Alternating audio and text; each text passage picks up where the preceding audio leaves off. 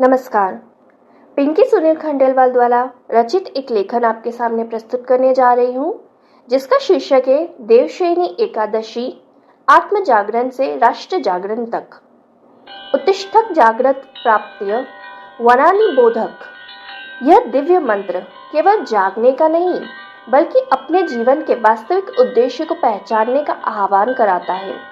देवशयनी एकादशी भी हमें यही संदेश देती है कि जब भगवान श्री हरि विष्णु योग निद्रा में विराजमान होते हैं, तब मनुष्य को अपनी आत्मा, अपने विवेक, अपने धर्मबोध और अपने कर्तव्यों के प्रति जागृत होना चाहिए।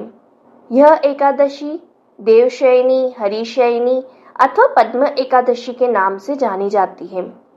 सनातन परंपरा में यह अत्यंत पवित्र एवं आध्यात्मिक महत्व की तिथि है। मान्यता है कि इसी दिन भगवान श्री विष्णु क्षीर सागर में शेषनाग की सैया पर योग निद्रा में प्रवेश करते हैं और 4 मास तक विश्राम करते हैं। इसी अवधि को चतुर्मास या चौमासा कहा जाता है।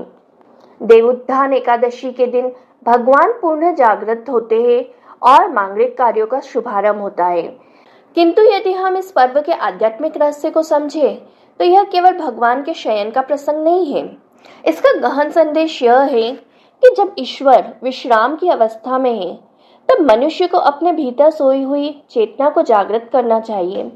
आत्मनिरीक्षण, आत्मसंयम, स्वाध्याय और लोक सेवा के माध्यम से स्वयं को श्रेष्ठ बनाने का यही उत्तम अवसर है। आज का युग अभूतपूर्व सुविधाओं का युग है, परंतु इसके साथ अनेक चुनौतियां भी हमारे सामने हैं। भौतिक प्रगति के बावजूद मनुष्य मानसिक तनाव, अकेलेपन और असंतोष से घिरा हुआ है। परिवारों में संवाद कम हो रहा है, संस्कारों का क्षरण हो रहा है, नशे और डिजिटल व्यसन की प्रकृतियां बढ़ रही हैं, नैतिक मूल्यों का हास्य, पर्यावरण के प्रति उदासीनता और धर्म के वास्तविक स्वरूप से विमुखता समाज के सामने गंभीर प्रश्न बनकर खड़े हैं। ऐसे समय में देवशयनी एकादशी केवल एक धार्मिक पर्व नहीं, बल्कि जीवन को पूर्ण संतुलित करने का महापर्व है।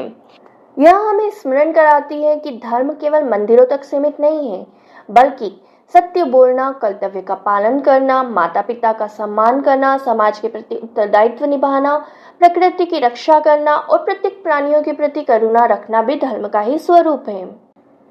देवशयनी एकादशी हमें आत्मसंयम का संदेश देती है। व्रत का वास्तविक अर्थ केवल भोजन का त्याग नहीं, बल्कि बुरे विचारों का, कटुवाणी, क्रोध, अहंकार, लोभ और आलस्य का त्याग करना है। यदि हम एक बुराई को छोड़कर एक सद्गुण को अपनाने का संकल्प ले, तो यही सबसे बड़ा व्रत है। आज आवश्यकता केवल धार्मिक कर्मकांड की नहीं, बल्कि धार्मिक चरित्र की है।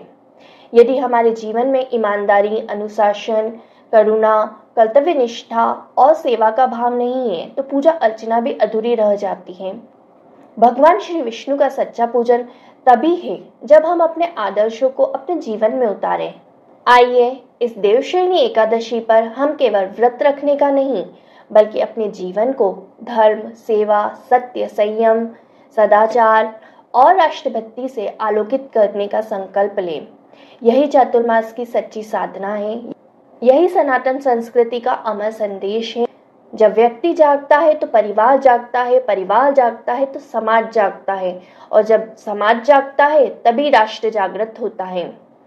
देवशयनी एकादशी हमें विवेक, सेवा, संस्कार, संयम, धर्म, सद्भाव और राष्ट्र चेतना का अमूल्य संदेश देती है। ओम नमो भगवते वासुदेवाय।